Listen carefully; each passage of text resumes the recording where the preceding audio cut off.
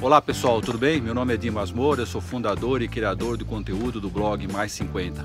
Antes de mais nada, por favor, se inscreva no canal, coloque seus comentários, o importante é o compartilhamento das informações referente a esse assunto que eu vou tratar hoje. Não sei se vocês sabem que 14%, de acordo com uma pesquisa da Datafolha, brasileiros que gostariam de viver nos Estados Unidos, o sonho americano. Em segundo lugar, Portugal com 8%, em terceiro, Canadá com 4%. Então eu tomei a decisão de convidar um grande amigo, Carlos Bretos, um grande executivo de empresa, um investidor anjo, para colocar seu ponto de vista a respeito da sua experiência, 5 anos vivendo em Miami. Ele está em São Paulo essa semana e eu convidei para essa entrevista. A entrevista ficou um pouco longa porque é muito assunto, mais de 45 minutos. Eu fui fazer a edição, mas achei por bem deixar as informações realmente mais relevantes. Ficou longo ainda, então eu tomei a decisão de fazer em 2 vídeos. O primeiro vídeo nós vamos tratar mais do processo de decisão dele de ida, a saída do Brasil, a chegada nos Estados Unidos, o envolvimento da família, a parte de investimentos, né? Em caso de fazer um financiamento nos Estados Unidos, como funciona.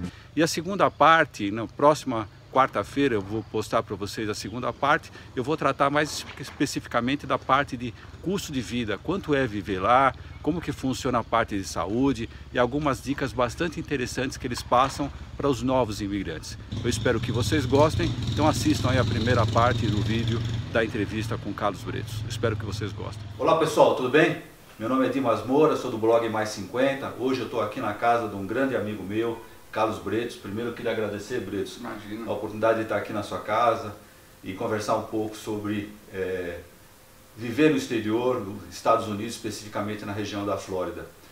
Uma coisa interessante sobre o Carlos Bretos, que eu tive o privilégio de trabalhar com ele, ele foi meu líder, foi meu mentor, participou de um projeto de mentoring social e profissional, quando estávamos trabalhando na época da HP, foi muito interessante. Eu tomei a decisão de fazer várias reportagens e artigos referente à experiência de pessoas vivendo em outras localidades, em outras partes do mundo. Eu já fiz o da Suíça, vou fazer isso com o Bretos, aproveitando que ele está esse período aqui em São Paulo, está retornando na próxima semana, né? Isso. Na próxima semana lá para os Estados Unidos. E eu vou fazer algumas perguntas para contar um pouco sobre a experiência dele vivendo na Flórida e para compartilhar um pouco isso com vocês, tá bom? Então, obrigado, Bretos. Imagina, obrigado a você. É um privilégio poder estar participando aí do teu projeto também. Obrigado mesmo. Então, Bretos, antes de mais nada, fala um pouco sobre você, sobre a tua carreira, sobre a sua idade, sobre a família. Tá, eu sou um ser humano como qualquer outro, comum. Filho de pai espanhol e mãe brasileira. Avós imigrantes da época da Guerra Civil Espanhola. Somos em 3 irmãos, eu sou o do meio.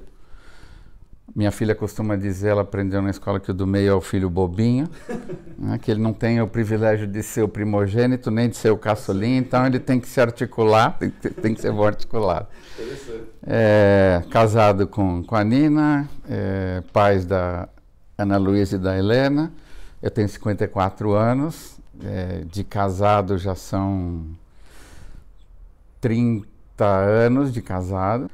Não foi premeditado, não foi planejado, foi casual, né?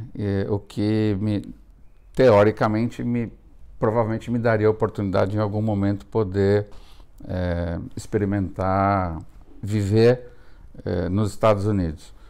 E isso aconteceu 5 anos atrás. A oportunidade que surgiu foi de passar a assumir a gestão, né, da companhia em que eu estava trabalhando para toda a América Latina, baseada em Miami.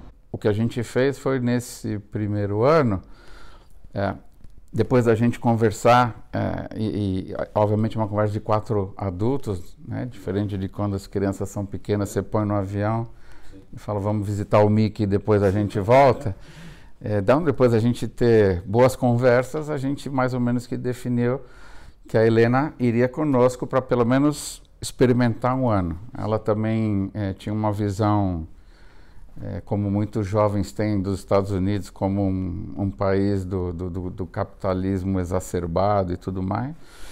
E foi uma experiência, ou seja, abriu-se aí a possibilidade para que ela tivesse a experiência de viver também, e depois que ela concluiu o colegial, no ano seguinte ela esteve lá com a gente. Você já tinha pensado em morar no exterior antes dessa oportunidade? E se sim, se era Estados Unidos ou era algum outro país? Não, eu já tinha pensado. Para mim, eu achava que era uma experiência que me faltava. Curiosamente, a gente tem uma situação hoje onde uma quantidade muito grande de jovens hoje tem a possibilidade de experimentar, né, viver no exterior, seja a trabalho ou seja ter uma experiência de fazer um mochilão, qualquer coisa assim.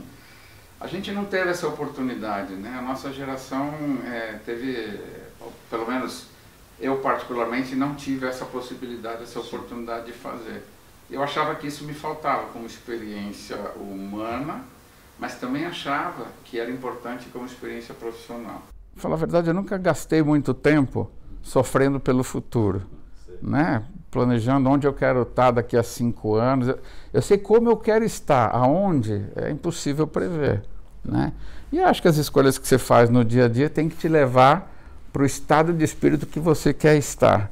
Como foi o processo de saída do Brasil? Toda a parte de burocracia para você se deslocar para um outro país? Eu fiz uma pergunta para esses meus amigos que tinham passado pelo mesmo processo, para ver se tinha alguma coisa que eu pudesse aprender com eles. E a minha pergunta era, o que você teria feito diferente? E todos eles me responderam, dentre alguns temas, tinha um tema que era sempre comum. O que todos eles falavam é o seguinte: quando você sai do seu país para fins de assumir uma atividade diferente, com um escopo geográfico diferente, você vai investir a maior parte do seu tempo conhecendo os ambientes que você não conhece. Então, mover a sua família para fora, para um lugar diferente, que ainda não estão adaptados, e você não está ali, não é uma boa mistura, né? Então, o que eu fiz naquela ocasião, obviamente combinando com a empresa, foi de que eu tomaria a posição, né? Eu estaria visitando todos os países, né? E como o Brasil tinha uma participação muito significativa no negócio como um todo, então 10 dias mais ou menos por mês eu estaria ainda acting, comandando a operação no Brasil. Mas a minha família estava em casa, em São Paulo, tocando a sua vida, né, e se preparando. Então, para mim, foi uma experiência, foi intensa, né, de muita viagem, mas também me permitiu experimentar aí, pelo período de quase um ano, o que seria a nova cidade, quais seriam as dificuldades, eventualmente já ter uma sensibilidade maior de onde morar, enfim, né? Considerando as facilidades que a gente queria, de estar próximo do trabalho, estar próximo do aeroporto, porque, diferente do que muita gente pensa, Miami sim tem uma questão de trânsito muito forte nos horários de pico. Tem muita gente, de manhã muita gente vindo para Miami, que mora fora de Miami, e no final da tarde muita gente saindo. O que te surpreendeu positivamente, negativamente? Porque uma coisa é você que se disse, passear, visitar o Mickey, tal. Uma outra coisa é viver na cidade. O que te surpreendeu lá? Uma coisa me surpreendeu em Miami. Primeiro, sobre a questão de ter o que fazer em Miami. Tem muita coisa muito bacana em Miami, que quando você não está lá, né, normalmente Miami se converte como que num local de passagem, né, com o único objetivo que é fazer compras. Para o brasileiro, me refiro. Obviamente isso depende também da situação, da taxa de conversão de dólar e tudo mais. Mas realmente sempre foi um lugar muito bom para compras, né, e compras de artigos muito bons com preços bastante diferentes do Brasil. Mas quando você tem a oportunidade de viver Miami, né, de conhecer museus, de conhecer as praias, de conhecer os alligators lá, onde, no habitat deles, poder fazer passeio de airboat, e mesmo a gastronomia, a cidade não se compara com São Paulo, obviamente, pela dimensão, mas é muito rica, tem muita atividade para fazer em Miami. Então, essa foi uma das coisas que me surpreendeu. Mas assim, eu acho que o que mais grita é algo que, tendo vivido a minha vida toda em São Paulo, tem a sensibilidade, a liberdade de ir e vir sem se preocupar em estar olhando para os lados. Né? Eu não sabia mais o que era isso. Então por isso grita. Né? Quando você se vê andando à noite pelas ruas, pelos calçadões, enfim, com teu fone de ouvido, escutando música, ou conversando com tua esposa, com os amigos, assim, e totalmente despreocupada, né? Ou você, obviamente, com o teu carro, vidros abertos, quem tem seu carrinho conversível, capota baixa, assim, são coisas que não dá para pensar, dá para imaginar, mas não dá para pensar no curto prazo você ter esse tipo de qualidade de vida numa metrópole como São Paulo, não por ser metrópole, mas pelos problemas que aí habitam, né? Sim. Então, e não tem como mensurar isso, né? Isso é algo que, é para comprar, é porque o custo de vida, enfim, mas de verdade o que mais faz a gente pensar é o que é que tem nos Estados Unidos que não tem no Brasil. Né? As praias lá são bonitas, as praias do Brasil são mais bonitas. Né? O povo lá, Miami, a Flórida, é um local diferente dentro dos Estados Unidos, tem uma mistura muito grande de culturas, né? Tem um pouco da cultura americana, obviamente tem leis americanas, tem muita miscigenação de América Latina, América Central, Caribe, mas no fundo esse país aqui não tem problema de furacão, não tem problema, né, de nevasca, obviamente a gente não tem isso na Flórida, mas enfim, faz a gente pensar muito, né, do país, como ele é e como ele pode ser do Brasil. Então junto com a maravilha de você poder, né, andar de uma forma muito tranquila, tem sempre a nostalgia e o questionamento de como é que a gente pode ajudar isso, né? Me fala um pouco sobre o processo de chegada nos Estados Unidos, toda a parte de burocracia para você se adaptar com o país, ou toda a parte dos arranjos. Lógico que você tem uma empresa por detrás que te ajuda nisso, mas algumas pessoas que foram por conta falam que às vezes demora quase um ano, depende do país, para aceitar toda a parte de burocracia. Você enfrentou isso? Enfrentei. E eu acho que todo mundo que chegar nos Estados Unidos pela primeira vez para morar vai enfrentar. Porque aí eu acho que já tem a ver também com o modelo econômico, com a filosofia financeira do país, né?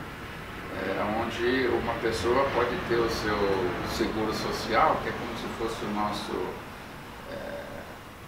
INSS, né, no Brasil, pode ser a sua carteira de motorista, mas ela tem que construir uma história de crédito. Isso é o que te dá a oportunidade nos Estados Unidos para você poder viver. Você precisa ter isso. Dependendo do que você queira fazer, você tem como gerenciar e equilibrar melhor. Mas a minha situação, por exemplo, eu estava chegando para morar. A minha mudança para lá não foi uma assignação temporária. Sim. Né? Então eu terminei o contrato com a empresa aqui e abri um contrato por período indeterminado lá nos Estados Unidos. Então eu fui para morar por uma quantidade de anos que não sei quanto. Como eu disse, eu gosto de viver e avaliando oportunidades, né? Mas então, no primeiro momento e vou falar sobre o meu caso, mais como um exemplo, nem todos se enquadrarão por aí, mas quando você vai para morar, você tem que tomar decisões. A primeira decisão que você tem que tomar é onde eu vou morar. Né? Para todo imigrante chegando nos Estados Unidos, chegando na Flórida, essa decisão se dá em função dos filhos, que tem a ver com as escolas. Né? Porque as escolas nos Estados Unidos existem as privadas, as particulares e as públicas. Não tem diferença, deixa eu colocar de uma forma diferente, como tudo e em todos os lugares, você tem rankings, né, de qualidade de serviço prestado pelas escolas. Então, o imigrante, quando chega lá, ele visa escolas públicas bem ranqueadas. Aonde elas estão?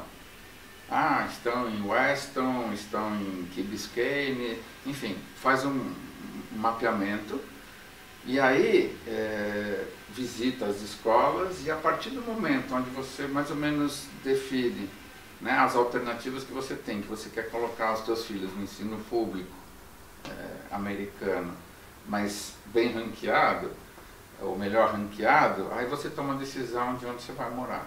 Eu não tinha essa situação, né? Porque a nossa filha maior que já tinha concluído todo o ciclo. Para ela foi já pensando em universidade. Mas normalmente quem vai com filhos pequenos, a decisão de onde morar tem muito a ver com escola, com qualidade de ensino. Uma vez que você toma essa decisão, aí você tem as alternativas, né, de alugar um imóvel.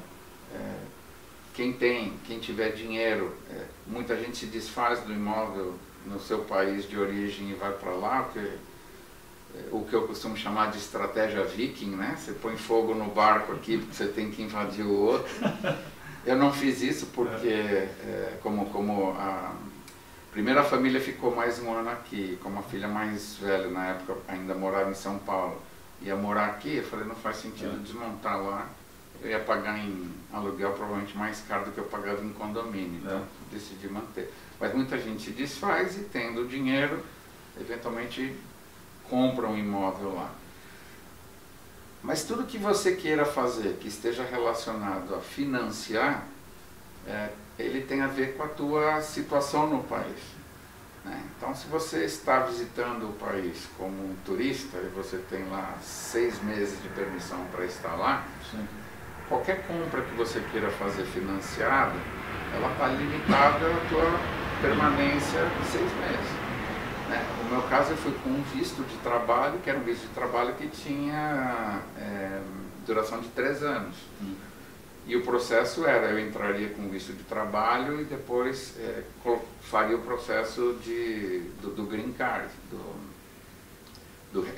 o Permanent Resident.